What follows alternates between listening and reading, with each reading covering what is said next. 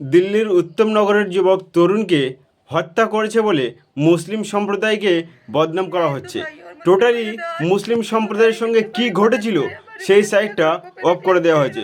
আবার মুসলিম সম্প্রদায়ের বাড়িতে বুলডোজার চালিয়ে দেওয়া হয়েছে, তার ঘর বাড়ি লুট করে তার ঘরে আগুন লাগিয়ে দেওয়া হয়েছে প্রশাসনের সামনে। কিন্তু আসল ঘটনা কি, কেন ঘটেছিল আমরা যেটুকু জানি সেটাই কি আসল ঘটনা, নাকি এর পিছনে আরও কোনো কারণ ছিল?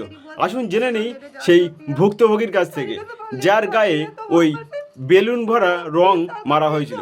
শোনা যাচ্ছে ওই তরুণ নামের যুবক বেলুন মারার পরে ওই মহিলার সঙ্গে অভদ্র আচরণ করে এবং অশ্লীল কথাবার্তা বলে, যার কারণে ওই মুসলিম মহিলার বাড়ি থেকে তার ভাই বেরিয়ে আসে, তরুণের সঙ্গে বাদ বিতর্ক বাঁধে।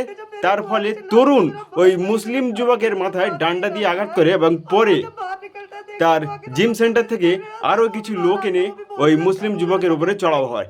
তারপর এই ঘটনার সূত্রপাত হয়। কিন্তু টোটালি একটা সাইড অফ করে দিয়ে মুসলমানদেরকে বদনাম করে হিন্দু উইক কার্ড খেলা হচ্ছে কি, দেখুন সেই ভিডিও। ভুক্তভোগী কি বলছে শুনুন ভালো করে এবং ভিডিওটি অবশ্যই শেয়ার করবেন।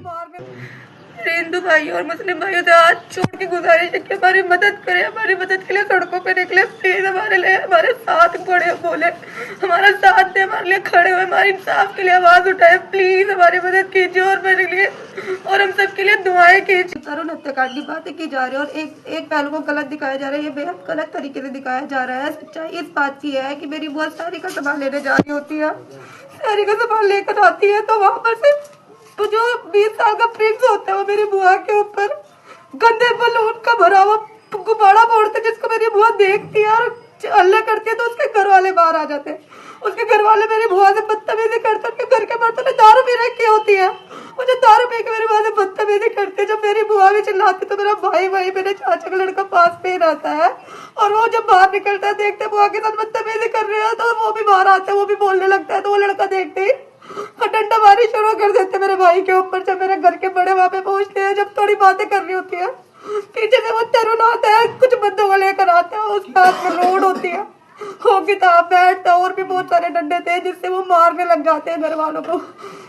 हर किसी को माथे पे वार करते हैं, जिसके हर किसी के माथे पे वार किया, हर किसी के माथे पे, हर किसी का माथा फाड़ा गया, मेरे सभी घर के बड़ों को तिहाड़ जेल में डाल दिया गया, हाथ तोड़ दिए गए, मेरे भाई को दौरे पड़ रहे थे और मेरे उस भाई का पता भी नहीं कि मेरा भाई किधर चला गया, उसको किडनैप करके ले गए, वो पता नहीं कहाँ पर है।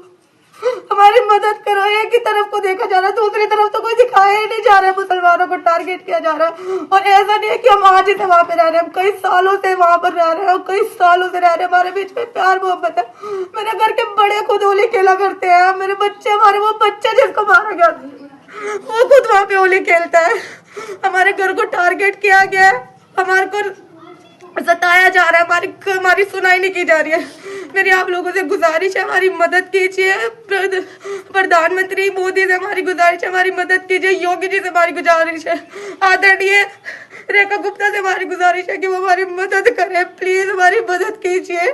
हमारे घर के सभी बड़ों को जो कुछ कर सकते हैं सबको तिहाड़ जेल में डाल के फेंक दे। हम घर में सिर्फ औरतें थी, हमारी हिफाजत के लिए कोई नहीं था, हम कहाँ जाते हैं, हमारी हिफाजत के लिए कोई भी नहीं, हमारे घर में हम कहाँ जाते हैं। हमारे घर वालों को इस तरीके से हम बेदखल कर दिया गया, इस तरीके से हम घर से दर बदर भटक रहे हैं, हम किधर जाए। हमारे भाई का नहीं पता, मेरे भाइयों को भी जेल में डाल दिया गया और एक छोटे भाई का नहीं पता, उसको भी पता नहीं कहाँ लेके चले गए वो लोग। शहरी का सामान लेने गई थी मेरी बुआ और उन्होंने इतना बड़ा, छोटी सी बात को इतना बड़ा बना दिया, लोगों के घरों पे बुलडोजर चला रहे हैं। कोई ये बात आती है लोग घरों पे बुलडोजर चलाने की?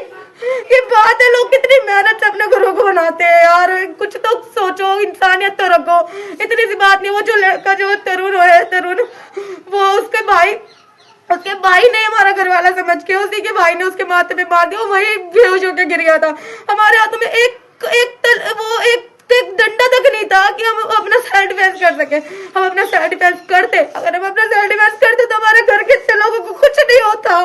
हमारे घर के सारे लोग वहाँ जाकर वो हॉस्पिटल में ना जाते और उसके बाद उनको अच्छे से ट्रीटमेंट भी नहीं दी गई और उनको ले जाके तिहाड़ जेल में फेंक दिया गया। ये कहाँ की बात आती है? ये कहाँ का संविधान है? ये कहाँ का कानून कहता है कि एक ही पहलू को सुना जाए, दूसरे पहलू की बात ही ना लगी जाए। पुलिस के सामने घरों को तोड़ा जा रहा है, पुलिस कुछ नहीं कर रही है, घरों पे आग लगाई जा रही है। हमारे घर में कुछ दिनों बाद शादी थी, हमारी शादी का सामान वगैरह सब ऐसे ही रखा हुआ है, उन सबको जला दिया गया। अब हम क्या करेंगे? हमारे घर के बड़ों को जो हमारे को